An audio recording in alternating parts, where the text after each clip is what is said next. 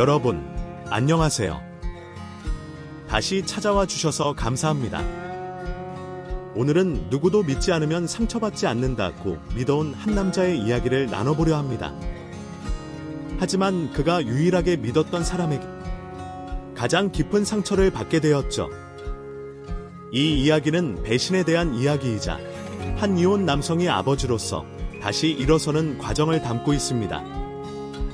함께 귀 기울이며 공감해 주시길 바랍니다. 안녕하세요, 여러분. 저는 아들 둘을 홀로 키우고 있는 40대 돌싱남입니다. 대한민국 사람이라면 모두 알고 있는 속담 중 하나가 바로 믿는 도끼에 발등 찍힌다라는 속담이죠. 저는 평생 그 속담을 알고만 살았지 속담의 말대로 믿는 도끼에 발등을 찍혀본 적이 단 한 번도 없었습니다. 제가 의심이 많은 스타일이라 사람을 쉽게 믿지 않기도 하고 사람에 대한 기대치가 매우 낮기 때문에 누가 제 발등을 찍고 싶어도 저는 발등을 쉽게 찍히는 그런 사람이 아니었습니다. 그러나 작년 이맘때쯤 저는 제가 세상에서 유일하게 믿고 있던 사람이라고 해도 과언이 아닌 제 남편에게 크게 발등을 찍히는 일을 겪어야 했습니다.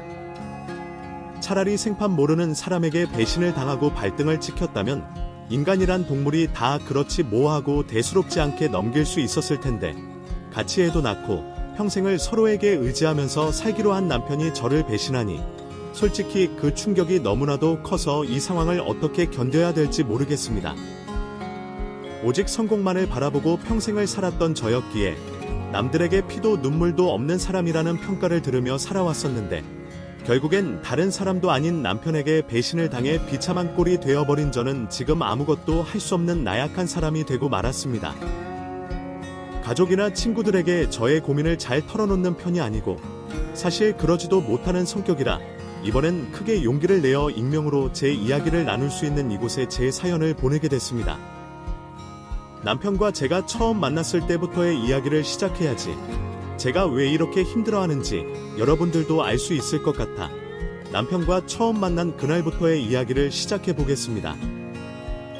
동갑내기 부부였던 남편과 저는 17살이 되던 해 같은 고등학교 같은 반에서 처음 만났습니다. 남편과 제가 처음 만난 순간 서로에게 눈이 맞아 그때부터 연애를 한 건 아니었고 당시 남편과 저는 같은 반 친구일 뿐이었지 정말 필요한 대화 말고는 그 어떤 대화를 나눠본 적 없는 그런 사이였습니다. 그런데 고1 때 남편의 모습을 제가 절대 잊을 수 없는 이유는 바로 남편이 너무나도 착한 친구였기 때문이었습니다. 민서야, 너 요즘 점심시간에 밥 혼자 먹는 것 같던데 오늘도 혼자 먹는 거면 오늘은 나랑 같이 먹지 않을래? 나도 요즘 혼자 밥 먹고 있어서 같이 밥 먹을 친구가 필요했거든. 괜찮다면 오늘부터 나랑 같이 밥 먹자. 너 정말 몰라서 이러는 거냐? 나 중학교 때부터 친구들한테 왕따 당해서 혼자 밥 먹는 거잖아. 너 나랑 같이 밥 먹으면 너도 내 중학교 친구들한테 괴롭힘 당할 수도 있으니까 신경 끄고 너 혼자 먹어. 중학교 때 너 괴롭히던 애들 중에서 이 학교를 같이 온 애들이 아직도 너를 괴롭힌다는 이야기를 듣긴 했어. 근데 그럴수록 지금의 너는 중학교 때와 달리 혼자가 아니고 친구가 있다는 걸 보여줘야 되지 않겠어? 내가 친구가 돼 줄 테니까 더 이상 괴롭힘 당하지 말고 고등학교 생활 즐겁게 보내도록 하자. 심성이 너무나도 고왔던 남편은 왕따를 당해 혼자 밥을 먹고 혼자 학교 생활을 하는 친구에게 먼저 손을 내밀어 친구가 되어줬습니다. 그뿐만이 아니었습니다. 저희 반에는 정신지체를 가진 장애인 친구가 한 명 있었는데 모두가 회피하기만 했던 그 친구도 남편이 먼저 나서서 도와줬습니다. 지훈이 오늘은 집에서 돈 얼마 받아왔는지 주머니 뒤져봐라. 제 정신이 이상해서 집도 당연히 거지 같은 줄 알았는데 알고 보니까 쟤네 엄마가 우리 동네에서 가장 큰 마트 하더라고. 그래서 그런지 하루에도 몇만 원씩 용돈 받아서 학교로 가져오더라. 그래도 지훈이가 가지고 있어봤자 어차피 제대로 쓰지도 못할 텐데 그냥 우리가 쓰는 걸로 하자. 반에 있던 대부분의 친구들은 정신지체를 가진 그 친구를 괴롭히지는 않아도 무시하면서 함께 지내는 것을 꺼려했는데 이 소위 말해 일진이라고 불리는 친구들은 정신지체를 가진 그 친구를 괴롭히기까지 했습니다. 그런데 체구도 작고 아무것도 아닌 남편이 나서 정신지체가 있는 그 친구 대신 일진들과 맞서 싸워줬습니다. 너희들 이제 그만해. 내가 며칠 동안 지켜봤는데 너희 자꾸 지훈이 돈 강제로 훔쳐가더라. 본인 동의 없이 돈 마음대로 가져가는 거, 그거 도둑질인 거 너희 몰라서 이러는 거 아니지? 너는 제발 좀 빠져. 네가 뭔데 우리를 끼어들어.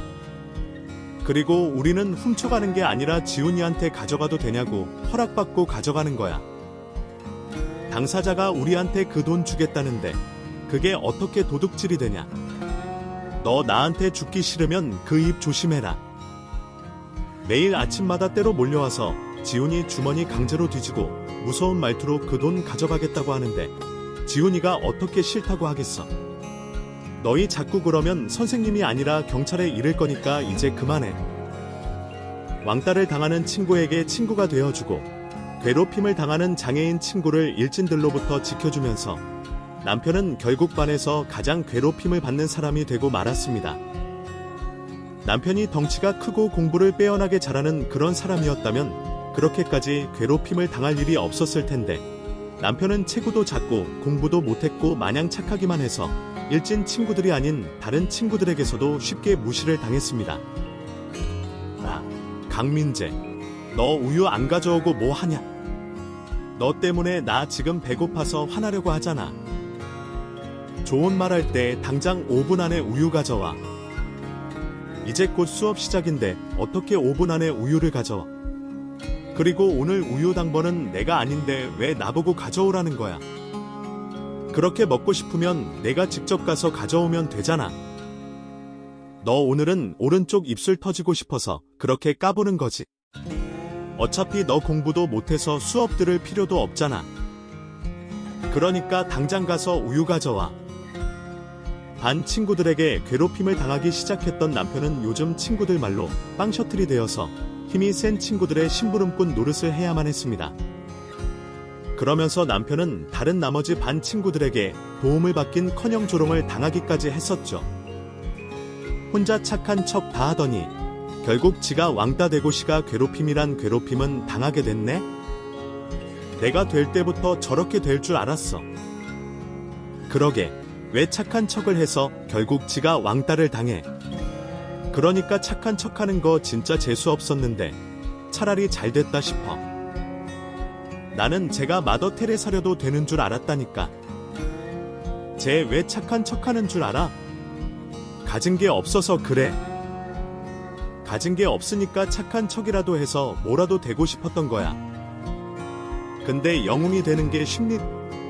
영웅도 영웅 같아야 영웅이 되는 거지.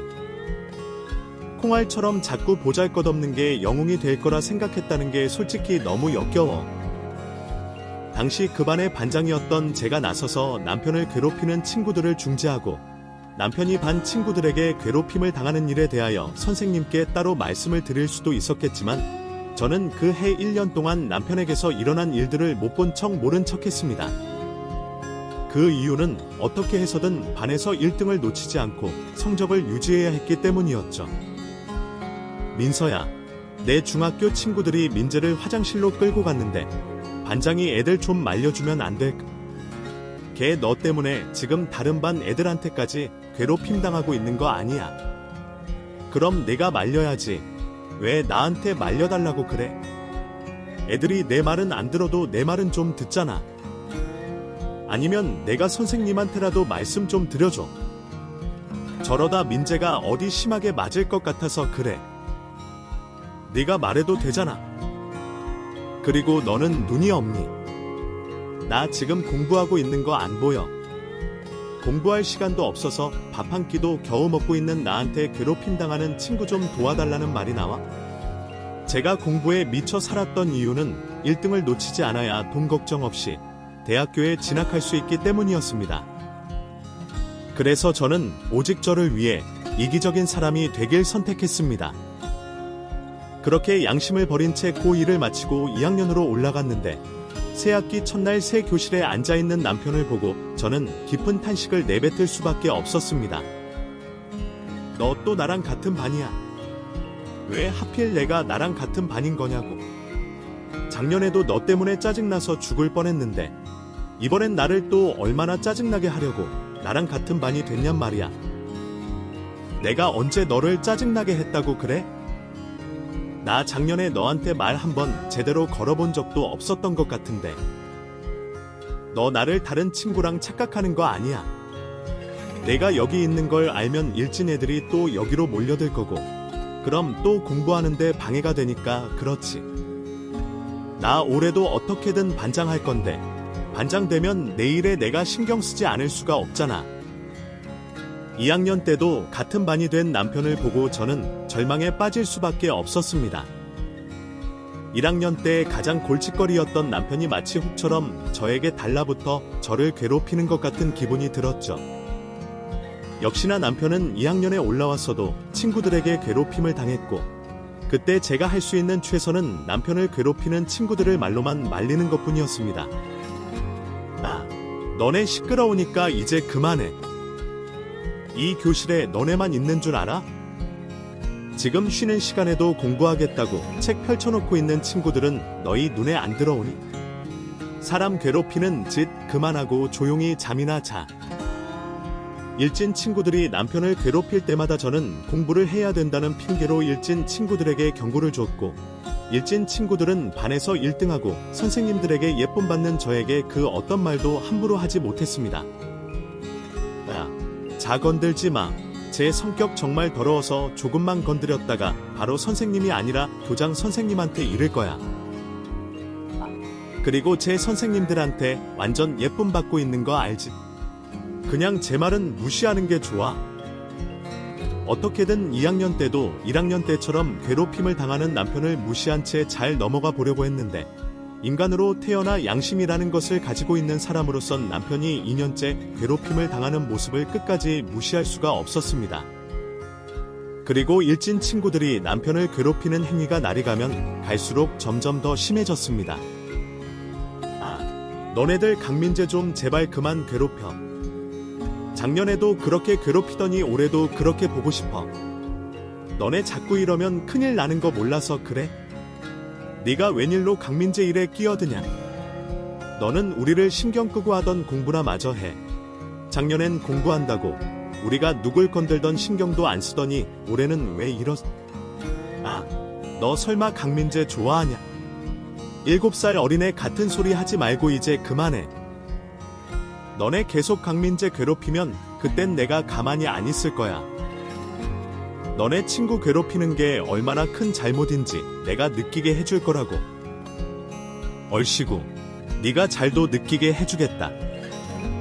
이렇게 해봐야 공부만 잘하는 범생이 주제 어디 겁도 없이 우리한테 까불어. 너도 강민재처럼 괴롭힘 당해봐야 정신 차리냐? 불의를 보고 못 참는 성격이 절대 아니지만 2년 동안 남편이 괴롭힘을 당하는 걸 가까이서 지켜보던 저는 결국 참지 못하고 괴롭힘을 당하는 남편을 위해 적극적으로 나서서 도와줬습니다. 그리고 예상했던 대로 그때부터 저도 남편과 함께 일진 친구들에게 괴롭힘을 당하게 됐습니다. 제 공부 못한 게 책 빼서 들어보니까 쟤네 집 찢어지게 가난해서 교재 살 돈도 없어서 남들이 쓰다 버린 거 주워다 쓴다던데 그것도 못하게 막아버려. 우리가 반장 괴롭히는 거 알면 선생님이 뭐라고 하실 텐데 괜찮을까? 그리고 너도 알겠지만 제 성격 보통 아니잖아. 뭐 어때? 우리가 선생님한테 한두 번 혼났냐? 선생님한테 혼나는 건 일도 아니니까 공부 못하게 막으라고. 제 괴롭히는 최고의 방법이 공부 못하게 막는 거야. 일진 친구들은 제가 공부를 하지 못하도록 제 교재를 빼서 갈기갈기 찢어버렸고 제 교과서를 화장실 변기통에 버리는 짓까지 했습니다. 그리고 한 번은 같은 학년 친구들을 위한 이벤트라며 저와 남편을 교실 끝으로 몰아세워놓고 다른 반 친구들이 다 보는 앞에서 강제로 뽀뽀를 하게 만들기도 했었습니다. 너희들 뽀뽀하는 모습 보려고 2학년 애들 다 우리 교실로 몰려왔으니까 애들 실망하지 않게 얼른 뽀뽀 한번 갈겨봐. 너네 정말 유치하게 왜 이러는 거야? 너네 나이 올해로 18살이야. 8살짜리 아이도 안 하는 짓을 왜 하는 거니? 너넨 이런 게 재밌어. 완전 재밌는데. 전교 왕따랑 전교 1등이 뽀뽀하는 모습이 얼마나 재밌는데. 야, 우리 친구들을 위해서 한 번만 해줘봐라. 내가 지금 앞으로 너한테 닥칠 일이 어떤 일인지 몰라서 그러는 것 같네. 너 아마 오늘 우리 오빠한테 뒤질 때까지 쥐어 터질 거다. 제 말이 끝나기 무섭게 저희 반 교실로 화가 잔뜩 난 쌍둥이 오빠가 달려들어왔고, 쌍둥이 오빠 친구 무리들은 저와 남편을 괴롭히는 일진 무리들을 사정없이 때려줬습니다. 그리고 그날 학교에서 제일 잘 나간다고 소문이 난 사람이 저희 쌍둥이 오빠라는 것이 학교 전체에 소문이 났고, 그때부터 저는 일진 친구들의 괴롭힘 없이 학교 생활을 무사히 보낼 수 있게 됐습니다. 지민아, 정말 고마워. 내 덕분에 나도 이제 친구들한테서 괴롭힘 안 당하게 됐어. 네가 아니었다면 나 아마 고등학교 졸업할 때까지 애들한테 괴롭힘 당했을 거야. 그리고 나 때문에 고생하게 만들었어. 그것도 정말 미안해. 나 때문에 걔네들한테 뺏긴 교재는 내가 다시 사주도록 할게. 너 때문에 고생한 거 아니니까 미안해할 필요 없어. 그리고 앞으로 애들이 너랑 나 괴롭히는 일 없을 거니까 걱정하지 말고 편하게 학교 다녀. 남편은 그때부터 제 허락도 없이 제 뒤를 쫓아다니기 시작했습니다. 공부한다고 친구도 사귀지 않던 저에게 먼저 친구가 되어주겠다며 손을 내밀어줬고, 저는 그런 남편이 처음엔 가소롭게 느껴지기만 했습니다.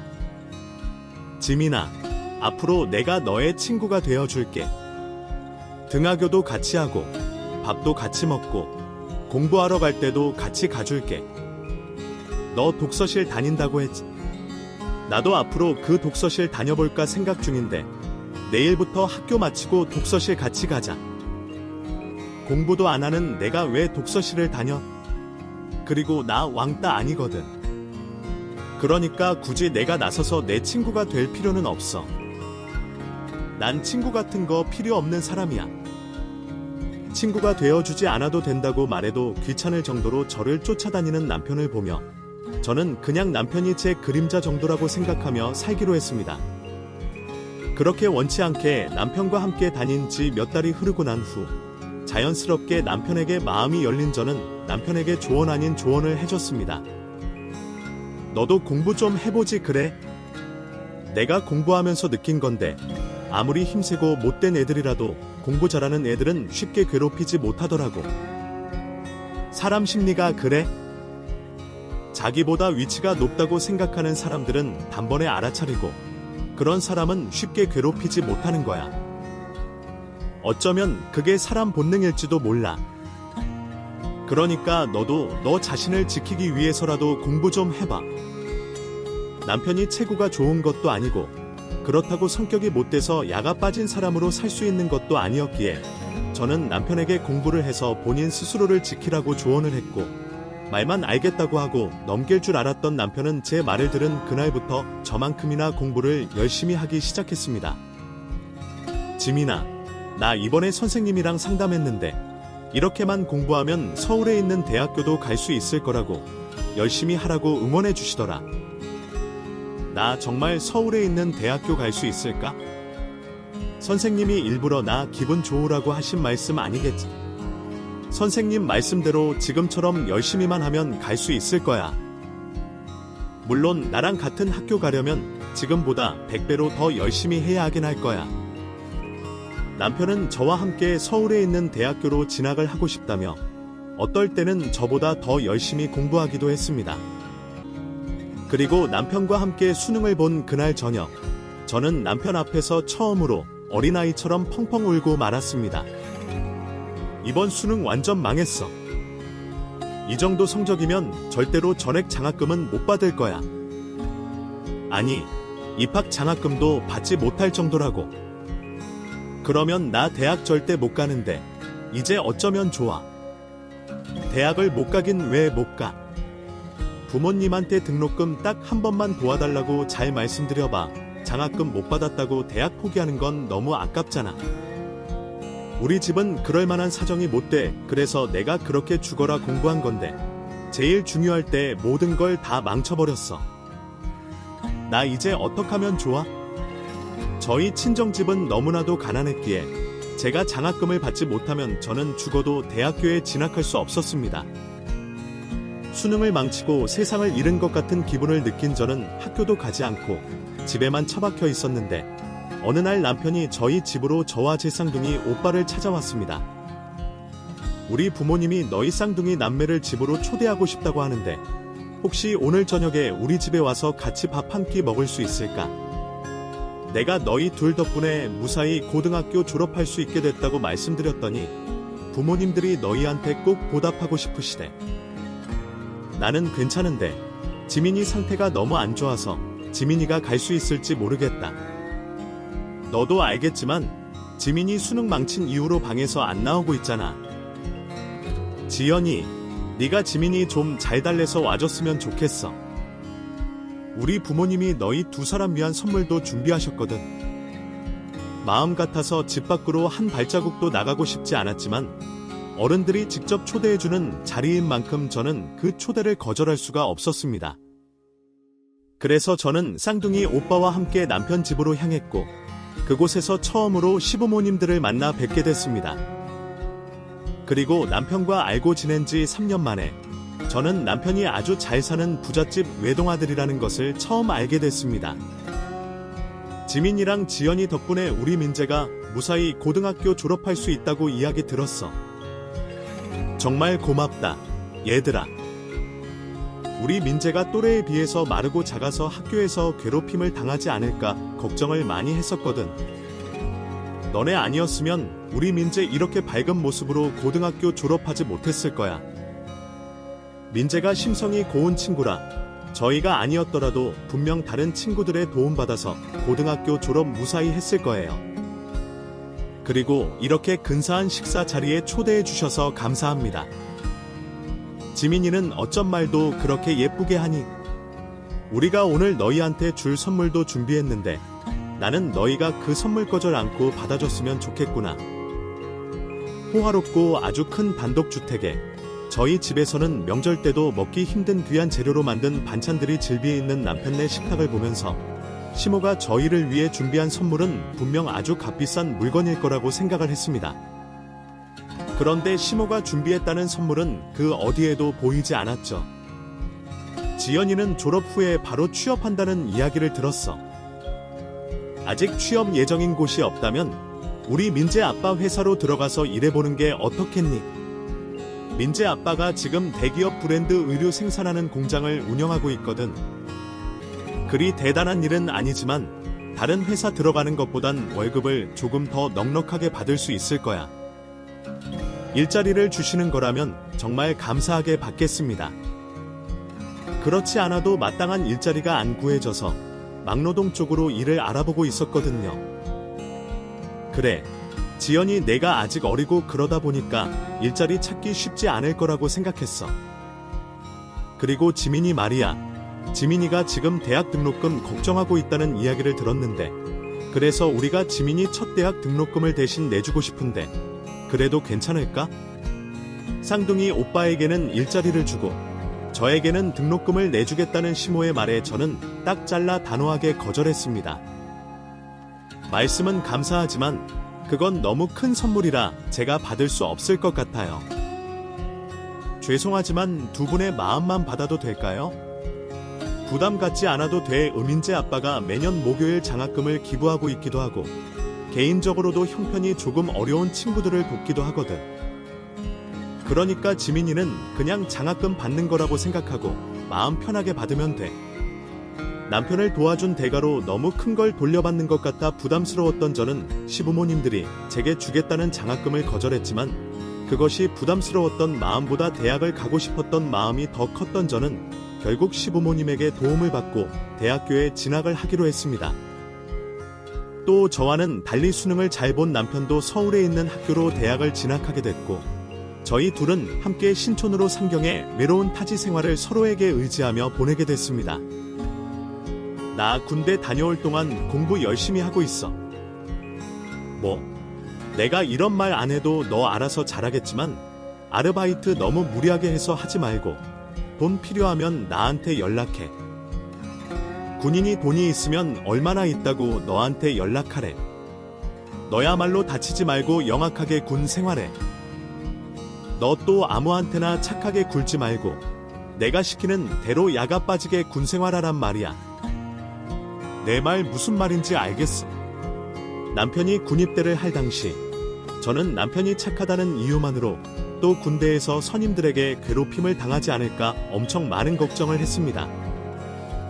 그래서 편지도 자주 쓰기도 하고 면회도 시간 날 때마다 가곤 했었죠.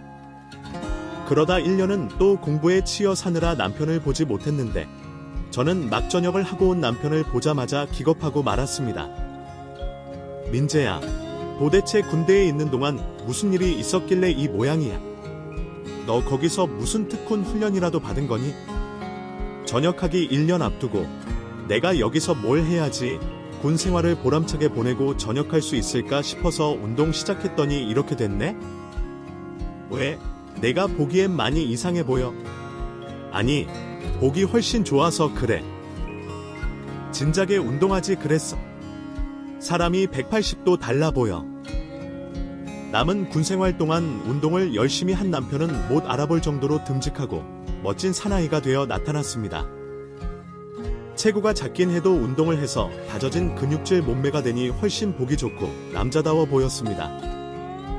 그때부터 남편은 제게 남자로 보이기 시작했고 대학 졸업 후 용기 내서 저에게 고백한 남편의 고백을 단번에 받아들였습니다. 나는 내가 당연히 내 고백 거절할 줄 알았는데 흔쾌히 나랑 만나주겠다고 해서 정말 많이 놀랐어. 사실 나 너랑 친구도 못할 각오로 고백한 거였거든. 내가 내 고백을 거절할 이유가 뭐가 있겠어. 너처럼 착한 남자가 세상에 또 어디 있다고. 너랑 만나면 내가 좋은 영향을 받을 것 같아서 그래. 내가 인간미가 없고 사람한테 정을 잘 안 주는 스타일이지만 너는 나랑 정반대잖아. 남편같이 착한 남자는 세상에 존재하지 않는다고 생각하기도 했고 또 인간미가 없는 저같이 삭막한 사람이 남편처럼 사랑이 넘치는 사람을 만나면 살아가는 데에 도움이 되지 않을까 싶기도 했습니다. 그리고 자외선행 집안의 아들이니 이 사람을 만나 결혼한다면 평생 먹고 살 걱정도 안 해도 되겠다는 생각으로 남편과 연애를 시작하게 된 것이죠. 그리고 남편은 제 예상대로 연애 내내 제 말을 순종적일 만큼 잘 듣는 남자친구가 되어줬습니다. 남편은 하지 말라는 행동은 절대 하지 않았고 언제나 제 편이 되어주는 그런 든든한 존재로 제 곁에 머물러줬습니다. 그리고 항상 저에게 배려하고 저를 위해 희생하는 남편 덕분에 저희는 연애 기간 동안 작은 말다툼 한 번 하지 않고 결혼까지 무사히 꼴이 날 수 있게 됐죠. 자기야, 아버지한테서 연락이 왔는데 이제 그만 고향으로 내려오는 게 어떻겠냐고 하시더라. 지금부터라도 내가 아버지 회사 일을 배워야지 아버지가 회사를 마음 편히 물려주실 수 있을 것 같다고. 당신 잘 설득시켜서 내려오래. 나 거기 내려가려면 지금까지 내가 이룬 거 다 포기하고 내려가야 되는데 내가 어떻게 이걸 다 포기하고 내려가겠어. 당신은 내가 어떻게 지금 이 자리에 올라왔는지 잘 알잖아. 알지. 그래서 자기랑 상의해보려고 물어보는 거잖아. 나 솔직히 돈만 생각하면 아버지 회사 물려받는 게 우리한테 좋긴 한데 당신은 돈보다 당신 커리어가 우선이야. 돈은 우리가 벌면 되잖아. 그리고 아버님 회사는 나중에 물려받아도 되는 거고 꼭 지금이어야 할 필요가 없다고 생각해. 물론 당신이 당신 아버지 회사 지금 당장 물려받고 싶다고 해도 나 말릴 생각 없어. 대신 내려가려거든 당신 혼자 내려가. 지부가 회사를 물려주겠다고 다시 고향으로 내려오라고 하셨지만 저는 당시 제가 다니던 회사에서 일은 제 커리어를 포기하고 싶지 않았습니다. 그래서 남편이라도 혼자 내려가라고 말을 했는데 남편은 절대 그럴 수 없다고 말했습니다. 부부는 붙어 살아야 돼. 그리고 나 당신 없이 못 살고 당신도 나 없이 못 살잖아. 근데 어떻게 우리가 떨어져서 지내겠어. 그냥 내가 아버지한테 잘 말씀드려 볼게. 그리고 나는 아버지 회사 물려받기보단 당신 옆에서 당신을 응원해주는 든든한 남편이 되고 싶어. 효자가 아닌 애처가가 되길 선택한 남편 덕분에 저는 걱정 없이 서울에 머물 수 있게 됐고, 아이를 낳고 난 이후에도 전적으로 육아를 맡아주는 남편 덕분에 회사에 매달려 살 수 있었습니다. 그렇게 살면서도 남편은 결혼 생활 10년 동안 단 한 번도 불만을 토로한다거나 제가 시키는 일을 하기 싫다고 한 적이 없었는데, 제가 승진에 목매달아 살기 시작한 그때부터 갑자기 사람이 달라지기 시작했습니다. 당신, 오늘도 야근이야. 어저께 사람이 일주일 내내 야근할 수가 있어? 그렇다고 주말에 쉬는 것도 아니고, 당신 회사 진짜 사람 너무 괴롭히는 거 아니야. 회사에서 나를 괴롭히는 게 아니라 내가 자진해서 열심히 하는 거야.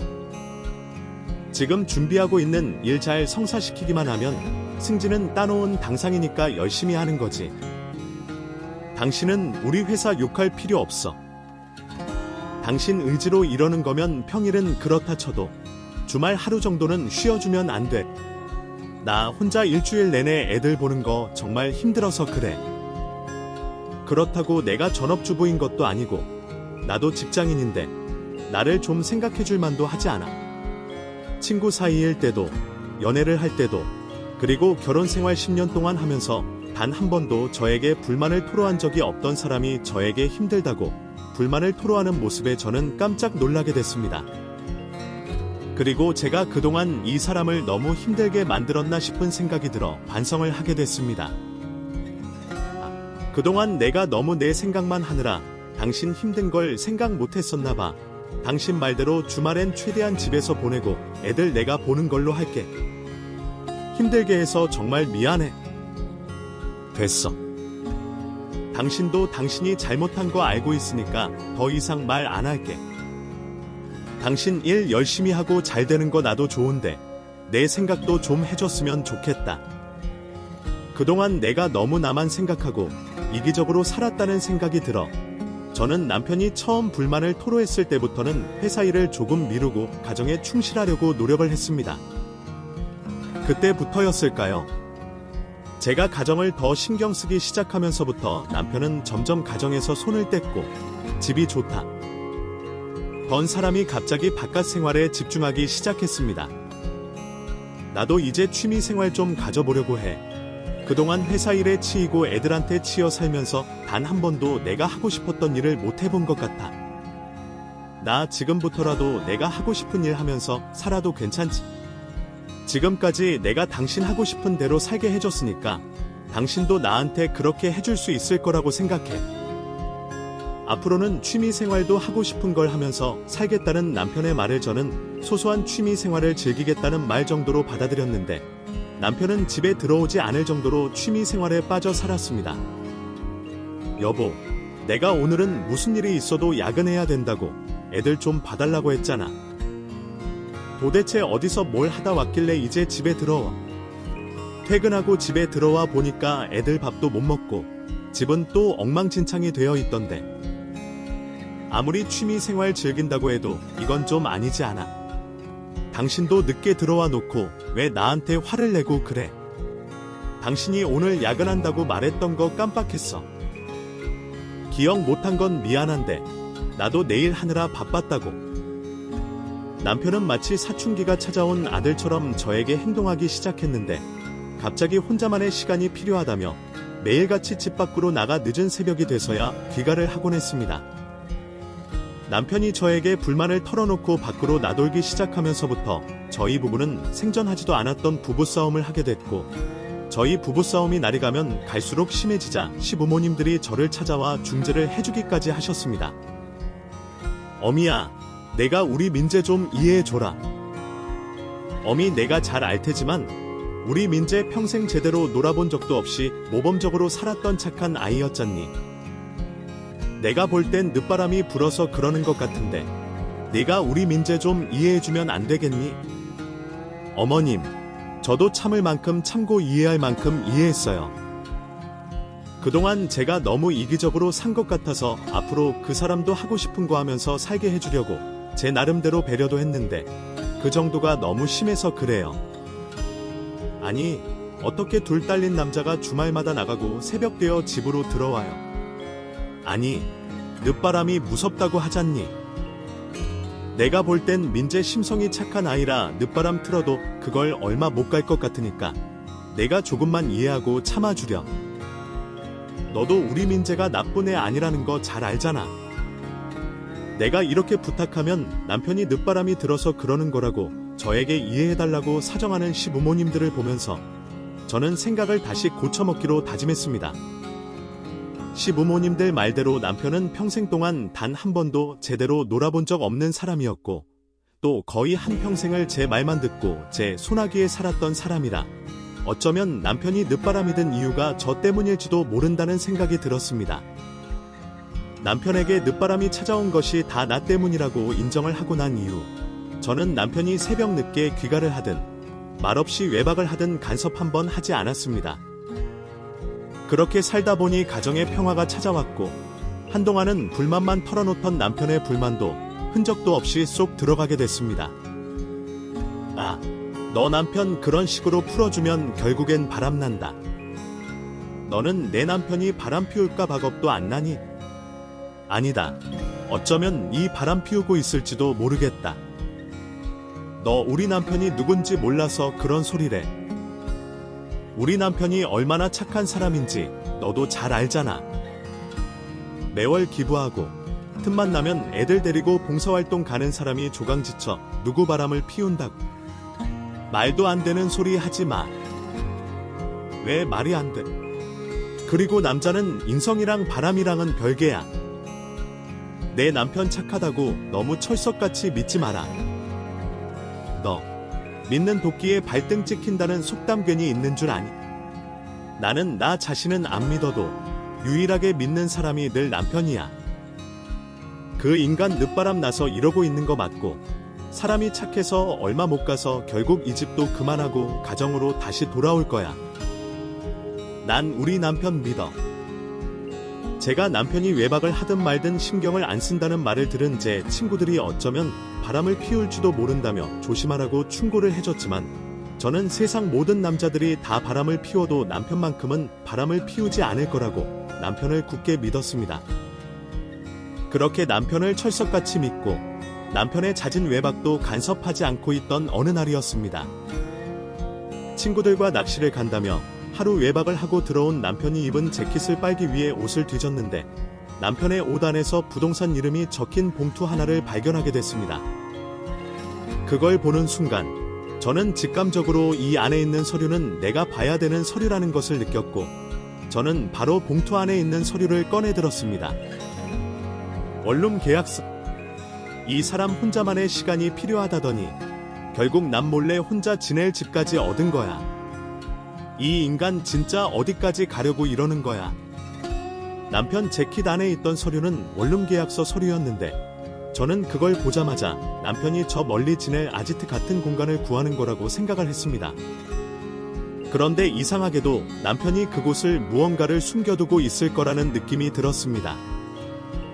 그리고 곧바로 남편이 계약한 그 원룸에 무엇이 숨겨져 있는지 제 눈으로 확인해보고 싶다는 생각이 들었던 저는 다음날 남편이 출근한 사이 남편 몰래 원룸 계약서에 적혀있던 주소로 찾아갔습니다. 남편이 저 몰래 구한 원룸은 경기도 외곽에 위치한 고지였는데 주변에 공장들밖에 없어 지나가는 사람을 보기 힘들 정도로 외진 고지였습니다. 도대체 왜 이런 곳에서 집을 구한 건가 싶은 생각이 들면서 알 수 없는 공포가 밀려왔고 저는 건물 전체가 비어있는 것 같은 원룸 빌라에 도착을 했습니다. 그리고 남편이 얻었다는 원룸 문 앞에 서서 혹시나 하는 마음에 문고리를 돌렸는데 집안에서 생전 처음 듣는 젊은 여자의 목소리가 들려왔습니다. 누구세요? 거기 누구 있어요?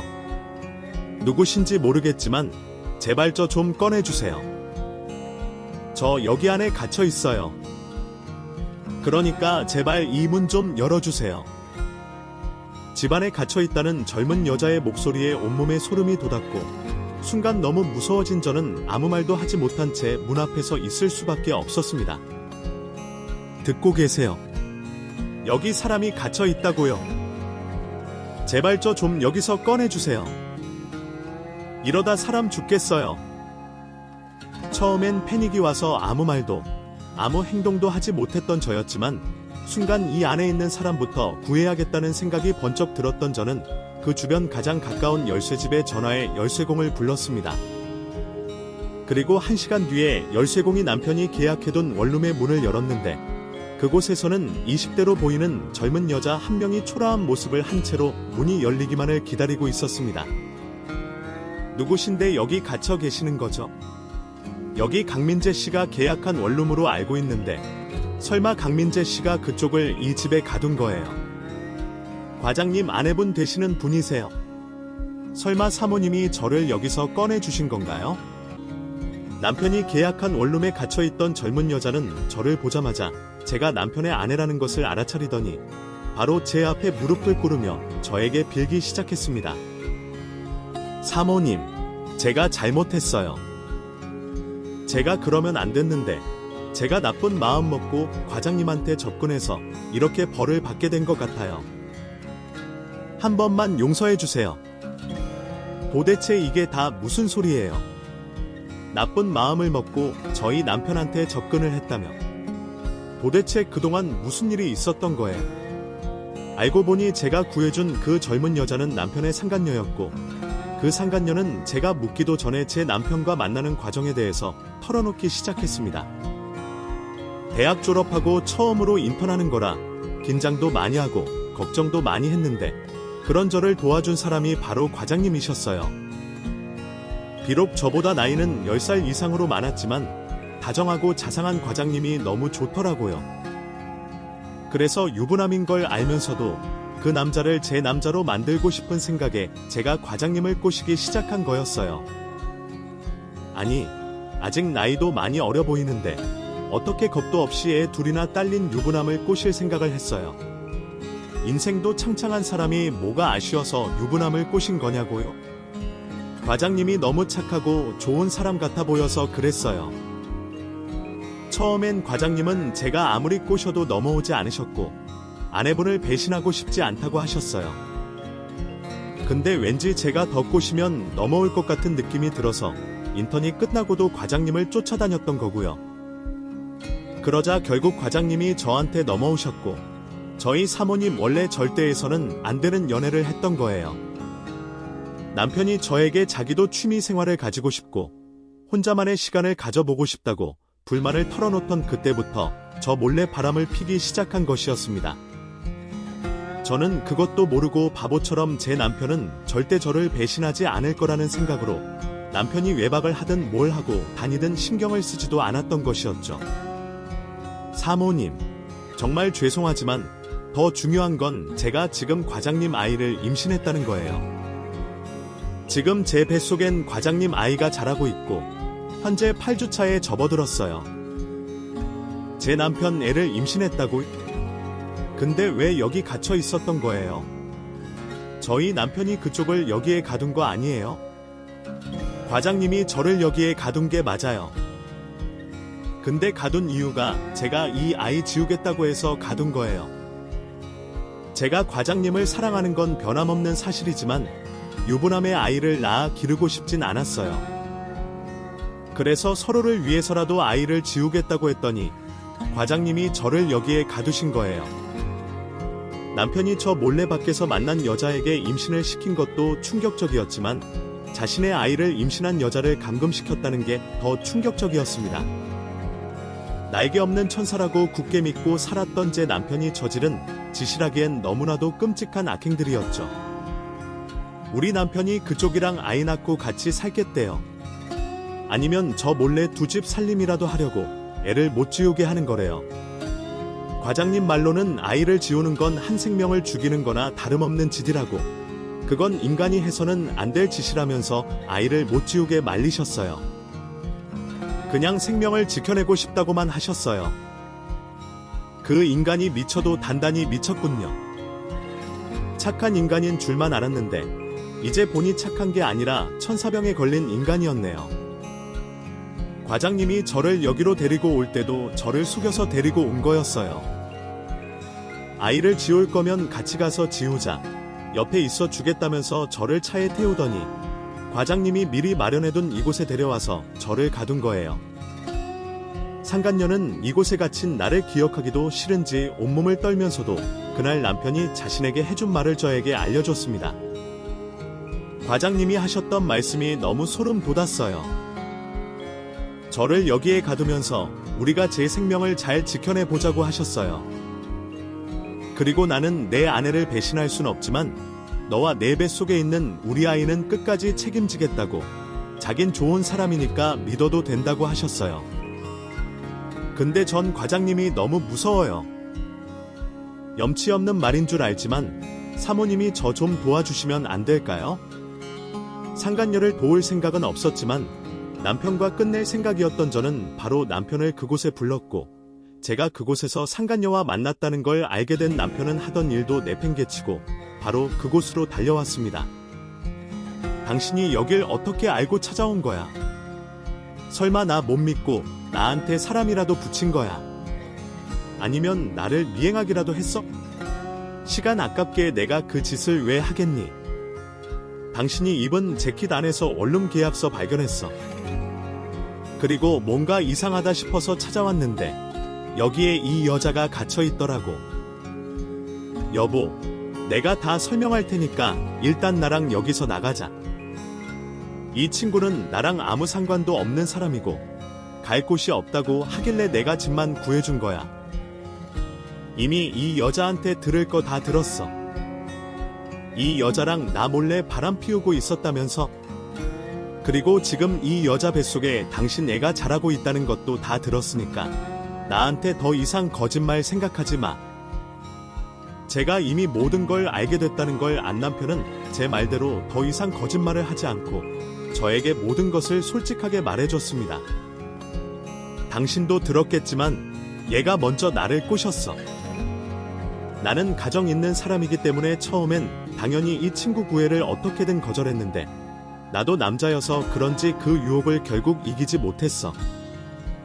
그리고 당신도 알겠지만 나 남한테 상처 잘 못 주는 스타일이잖아. 이 친구 마음을 계속 거절하면 이 친구가 상처받을까봐 그게 걱정돼서 이 친구 마음 받아줄 수밖에 없었다고. 당신 지금 그걸 이유라고 나한테 말하고 있는 거야. 상처 주기 싫어서 불륜을 저질렀다니 내가 상처받을 건 생각 안 해봤. 그때 남편은 더 이상 제가 알고 있던 남편이 아니었습니다. 무엇이 남편을 이렇게 만든 건지, 아니면 원래부터 남편이 이런 사람이었는지, 당장 그 현실을 받아들이기 힘든 저에게 남편은 허무맹랑한 소리를 해댔습니다. 여보, 옛날에 보면 남자들이 본처랑 첩을 따로 두고 살았었잖아. 우리 어렸을 때만 해도 그런 집이 가끔 있었고 요즘은 그런 집이 잘 안 보이긴 하지만 우리가 모를 뿐이지 그러고 사는 집 꽤 많을 거야. 그래서 당신이 하려고 하는 말이 뭔데? 이 여자를 당신 첩으로 받아들이기라도 하겠다 이 말이야. 당신만 허락해주면 나 그렇게 하고 싶어. 솔직히 이 친구 뱃속에 아이만 없었더라면 내가 어떻게든 당신 모르게 잘 끝냈을 텐데 아이가 있는 이상 이제 어쩌겠어. 아이를 지우는 건 생명을 죽이는 거나 다름없고 나 그런 끔찍한 짓 저지르고 싶지 않아. 상간녀를 처벌하고 싶다는 말에 저와 상간녀가 동시에 헛웃음을 터뜨렸습니다. 저는 상간녀가 어떤 생각을 하고 있는지 알면서도 왠지 모르게 아군으로 느껴지는 상간녀에게 물어봤습니다. 그쪽은 아이 낳고 평생 이 남자 첩으로 살 생각이 있어요. 이 남자는 가능하다면 그렇게 하고 싶다는데 그쪽도 같은 마음인가요? 제가 미쳤다고 첩으로 살겠어요. 저는 절대로 그렇게 살 생각 없어요. 가정 있는 남자를 꼬신 건 제가 잘못한 건 맞지만 이 남자 첩으로 살고 싶어서 불륜 저지른 건 절대 아니라고요. 저 아직 30도 안 됐어요. 제가 뭐가 부족하고 모자라다고 이 인간 첩으로 살겠어요. 남편의 첩으로 살 생각이 없다는 상간녀의 말에 남편이 상간녀의 손을 붙잡고 어린아이를 달래는 듯한 목소리를 내며 말했습니다. 영주야, 오빠가 말했잖아. 그 아이 너 혼자서 절대 책임 못 진다고. 오빠가 도와줄 테니까 오빠랑 같이 그 아이 키우자. 너 설마 아직도 그 아이 지울 생각하고 있는 거 아니지? 오빠 차비 되든 안 되든 나 이 아이 지우겠다고 말했잖아. 나는 나를 위해서라도 이 아이 지우고 싶으니까 제발 이 아이 낳으라고 강요 좀 하지 마. 아이를 지우는 건 살인이나 다름없는 짓이야. 네가 자꾸 이러니까 내가 이런 짓을 벌인 거고 너 때문에 우리 와이프한테 다 들켜버린 거잖아. 그리고 나는 너를 살인자로 둘 수 없어. 끝까지 혼자서 착한 척을 하는 남편을 더 이상 지켜볼 수 없었던 저는 상간녀를 데리고 그곳에서 빠져나왔습니다. 그리고 상간녀를 무사히 집으로 돌려보내고 난 후 저는 바로 시댁에 전화를 걸어 이 사실을 시부모님들에게 알렸고 시부모님들은 바로 서울로 올라와 제 앞에 무릎을 꿇고 빌었습니다. 어미야, 우리가 이렇게 대신 사과하마. 그런 이 제발 이혼만큼은 하지 말아다오. 우리 민재 너 만나고 나서야 인간답게 살기 시작했는데 네가 없으면 우리 민재 어떡하란 말이니? 죄송하지만 저를 배신한 인간이랑은 한 집에서 절대 못 살아요. 아이들은 제가 데리고 갈 테니까 두 분은 저희 조용히 이혼할 수 있도록 저 좀 도와주세요. 저는 남편과 이혼하고자 하는 의지가 확고했고 시부모님들은 그런 저를 말리지 못하셨습니다. 결국 남편은 아이들의 친권과 양육권을 포기하고 재산 절반 이상을 저에게 분할해준 뒤 이혼을 했고 저와 이혼을 하자마자 시부모님이 계시는 고향으로 내려갔습니다.